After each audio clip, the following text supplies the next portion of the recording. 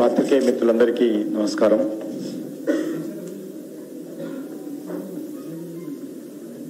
రానున్నటువంటి పార్లమెంట్ ఎన్నికల్లో దేశ ప్రజలందరూ కూడా నరేంద్ర మోడీ గారి నాయకత్వంలో మూడవసారి అధికారంలో రావాలని భారతీయ జనతా పార్టీని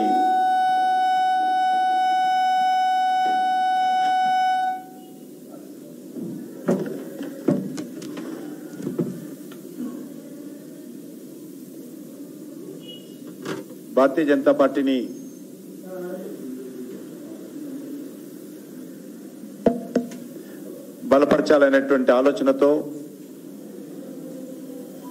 కాశ్మీర్ నుంచి కన్యాకుమారి వరకు అన్ని రాష్ట్రాలలో అన్ని లోక్సభ నియోజకవర్గాల్లో ఒక సానుకూలమైనటువంటి వాతావరణము ఈరోజు మనకు కనిపిస్తుంది. దేశంలో అనేక ఎన్నికలు చూశాం, కానీ ఎన్నికలకు ముందే, ఎన్నికల షెడ్యూల్ రాకముందే, నోటిఫికేషన్ రాకముందే దేశ ప్రజలు ఈరోజు ఒక స్పష్టమైనటువంటి అవగాహనతో మాకు మళ్ళీ నరేంద్ర మోడీ గారు కావాలి, మళ్ళీ బీజేపీ రావాలి, మేము కమలం పువ్వుకే ఓటేస్తామనేటువంటి ఆలోచనతో ఈరోజు ఒక స్పష్టమైనటువంటి నిర్ణయంతో ప్రజలు ఉండడం అనేటువంటిది ఈరోజు చాలా ప్రత్యేకం. అనేక ఎన్నికల్లో కూడా ఎన్నికల నోటిఫికేషన్ వచ్చిన తర్వాత క్లారిటీ వస్తుంది, కానీ నరేంద్ర మోడీ గారి నాయకత్వంలో మొదటిసారి విజయం సాధించినప్పుడు, మళ్ళీ రెండోసారి విజయం సాధించినప్పుడు మెజార్టీ పెరగడము, ఈరోజు మూడోసారి ఎన్నికల్లో మరింతగా ఆదరణతో ఈ యొక్క లోక్సభ ఎన్నికల్లో మరి వాతావరణము కనిపించడం అవుతున్నదో ఒక సానుకూలమైనటువంటి పరిస్థితి. ఇందులో ప్రత్యేకంగా తెలంగాణలో కూడా భారతీయ జనతా పార్టీ అన్ని స్థానాలకు పోటీ చేయబోతా ఉన్నాం. కేంద్రంలో ఏర్పడబోయేటువంటి నరేంద్ర మోడీ గారి ప్రభుత్వంలో తెలంగాణ ప్రజలందరూ కూడా పూర్తిగా భాగస్వాములు ఉండే విధంగా, తెలంగాణ ప్రజల యొక్క మద్దతు కూడగట్టడం కోసం, తెలంగాణ ప్రజల యొక్క ఆశీస్సులు తీసుకోవడం కోసము రాష్ట్ర శాఖ 5 యాత్రలు తెలంగాణలో నిర్వహించాలని, అది ఫిబ్రవరి 20వ తేదీ నుంచి మార్చి 1వ తేదీ వరకు రాష్ట్ర వ్యాప్తంగా యాత్రలు కొనసాగించాలని నిర్ణయించడం జరిగింది. ఈ యొక్క 5 యాత్రల్లో మొదటి యాత్ర ఆదిలాబాద్, పెద్దపల్లి, నిజామాబాద్ ఈ 3 పార్లమెంటు నియోజకవర్గాలు కవర్ చేస్తూ ఒక యాత్ర ఉంటుంది. రెండవది కరీంనగర్, మెదక్, జహీరాబాద్ పార్లమెంటు, ఈ 4 పార్లమెంట్లు కవర్ చేసే విధంగా రెండో యాత్ర ఉంటుంది. మూడవది ఖమ్మము, వరంగల్, మహబూబాబాద్, దీనికి కాకతీయ క్లస్టర్ అని. నాలుగవది భువనగిరి, హైదరాబాద్, సికింద్రాబాద్, మల్కాజిగిరి,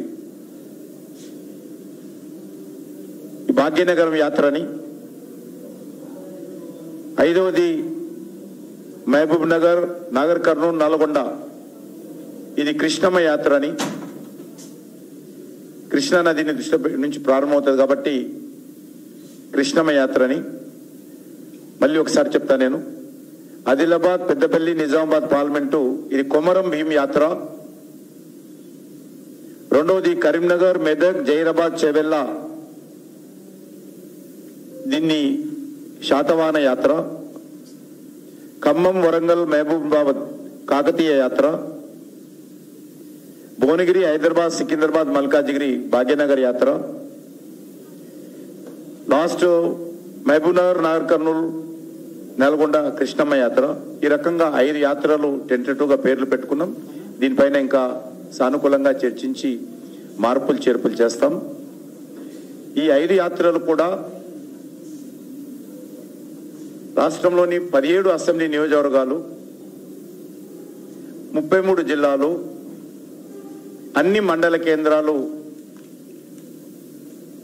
మరి కలిసే విధంగా యాత్ర రూపకల్పన చేయడం జరిగింది. యాత్రలో మరి ప్రతిరోజు 2 లేక 3 అసెంబ్లీ నియోజకవర్గాలు పర్యటించాలని నిర్ణయం తీసుకున్నాం. ఆ దిశలోనే కార్యాచరణ ప్రణాళిక ఉంటుంది. యాత్రలో ముఖ్యమైనటువంటి నాయకులందరూ కూడా యాత్రలో ఉంటారు. అందులో ఎమ్మెల్యేలు కావచ్చు, ఎంపీలు కావచ్చు, రాష్ట్ర నాయకులు కావచ్చు, అన్ని వర్గాలకు సంబంధించినటువంటి నాయకత్వం కూడా ప్రతి యాత్రలో ఉంటుంది. కొంతమంది నాయకులు ఒక యాత్ర నుంచి ఇంకో యాత్రకు ఆ రకం కూడా 2 రోజులు ఒక్కొక్క యాత్రలో ఉండే విధంగా కూడా కార్యాచరణ ప్రణాళిక రూపొందిస్తున్నాం. ఆ దిశలో ఉదాహరణకు ఈ 5 యాత్రల్లో నేను 2 రోజులు ఒక్కొక్క యాత్రలో ఉండే విధంగా లక్ష్మణ్ గారు కానీ ఎగ్జాంపుల్ చెప్తా ఉన్నాను. ఆ రకం కూడా కార్యాచరణ ప్రణాళిక రూపొందిస్తున్నాం. కొంతమంది పూర్తి స్థాయిలో, కొంతమంది నాయకులు పూర్తి స్థాయిలో యాత్రలోనే ఉంటారు. ముఖ్యంగా ఈ యాత్రల్లో రోడ్ షోలు ఎక్కువగా ఉంటాయి. మండల కేంద్రాల్లో కానీ, అసెంబ్లీ కేంద్రాల్లో కానీ, జిల్లా కేంద్రాల్లో కానీ రోడ్ షోలు ప్రధానంగా ఏర్పాటు చేయబోతా ఉన్నాం. ఈ యొక్క అన్ని యాత్రలు కూడా భాగ్యనగరంలో కలిసే విధంగా ఏర్పాటు చేస్తూ ఉన్నాం. కల్మినేషన్ దీనికి సంబంధించి ఇప్పటికే మండలాల వారీగా, జిల్లాల వారీగా, పార్లమెంటు నియోజకవర్గాల వారీగా అన్ని రకాలుగా సమావేశాలు నిర్వహించుకున్నాం. యాత్ర ఎక్కడి నుంచి ఎక్కడ వెళ్ళాలి, యాత్ర మధ్యలో ఎవరెవరిని కలవాలి, ఎక్కడెక్కడ ఏ వృత్తుల వాళ్ళు ఉంటారో, అది రైతులు కావచ్చు, చేతి వృత్తుల వాళ్ళు కావచ్చు, వీవర్స్ కావచ్చు, ఆ రకంగా అన్ని వర్గాల ప్రజలను కూడా కలిసేటువంటి కార్యక్రమం కూడా ఇందులో ఏర్పాటు చేసుకున్నాం. ఎందుకంటే ఈరోజు దేశంలో ఒక రకమైనటువంటి సానుకూలమైనటువంటి వాతావరణము నరేంద్ర మోడీ గారి నాయకత్వంలో కనిపిస్తూ ఉంది. అదే వాతావరణము మొదటిసారి తెలంగాణలో కూడా కనిపిస్తూ ఉంది. ఇది ఇప్పుడే కాదు, మొన్న జరిగినటువంటి శాసనసభ ఎన్నికల్లో కూడా అనేక మంది ప్రజలు ఈ ఒక్కసారి వదలండి, వచ్చే పార్లమెంట్ ఎన్నికల్లో ఖచ్చితంగా బీజేపీకి, నరేంద్ర మోడీ గారికి అండగా ఉంటామని అనేక ప్రాంతాలలో ప్రజలు చెప్పిన విషయాన్ని మనం చేస్తా ఉన్నాం. కాబట్టి ఈసారి తెలంగాణలో 17కు 17 సీట్లు గెలవడం కోసం పోటీ చేస్తా ఉన్నాం. హైదరాబాద్ లాంటి సీటు కూడా ఈసారి గెలవడం కోసమే మా కార్యాచరణ ప్రణాళిక ఉంటుంది. పోటీ చేయడం కోసం కాదు, గెలవడం కోసమే ఉంటాం. ఖచ్చితంగా హైదరాబాద్లో కూడా ఎంఐఎంను మట్టి కరిపించే విధంగా మా కార్యాచరణ ప్రణాళిక రూపొందించుకుంటున్నాం. ఇటీవల జరిగినటువంటి శాసనసభ ఎన్నికల్లో కూడా ఓల్డ్ సిటీలో కూడా అన్ని అసెంబ్లీలో కూడా మంచి ఓటు బ్యాంకు బీజేపీ పొందడం జరిగింది. మంచి వాతావరణంలో ఉన్నది. ఈ యొక్క ఎన్నికల్లో మీకు అందరికీ తెలుసు, ప్రధానంగా కాంగ్రెస్ పార్టీకి, భారతీయ జనతా పార్టీకి కొన్ని రాష్ట్రాల్లో పోటీ ఉంటుంది. అన్ని రాష్ట్రాలు కాదు, కొన్ని రాష్ట్రాల్లో, అందులో తెలంగాణ ఒకటి. చాలా రాష్ట్రాల్లో కాంగ్రెస్ పార్టీ అసలు పోటీకే లేదు, అడ్రస్సే ఉండదు. కానీ తెలంగాణలో బీజేపీకి కాంగ్రెస్కు ఉంటుందని మేము ఆశిస్తా ఉన్నాం. అదే స్థాయిలో పార్లమెంట్ అభ్యర్థి ఎవరు ఉన్నప్పుడు మరి స్పష్టంగా ఏ పార్టీ నుంచి కానీ ఏ కూటమి నుంచి కానీ ఈరోజు నరేంద్ర మోడీ గారికి ఎదురు నిలబడేటువంటి శక్తి ఏ కూటమికి లేదు, ఏ పార్టీకి లేదు. దేశంలో అనేక సర్వేలు మనం చూస్తూ ఉన్నాం. నరేంద్ర మోడీ గారి నాయకత్వం గత 10 సంవత్సరాలలో దేశంలో అనేక రకాల అభివృద్ధి కార్యక్రమాలు కానీ, సంక్షేమ కార్యక్రమాలు కానీ, విధానపరమైన నిర్ణయాలు కానీ,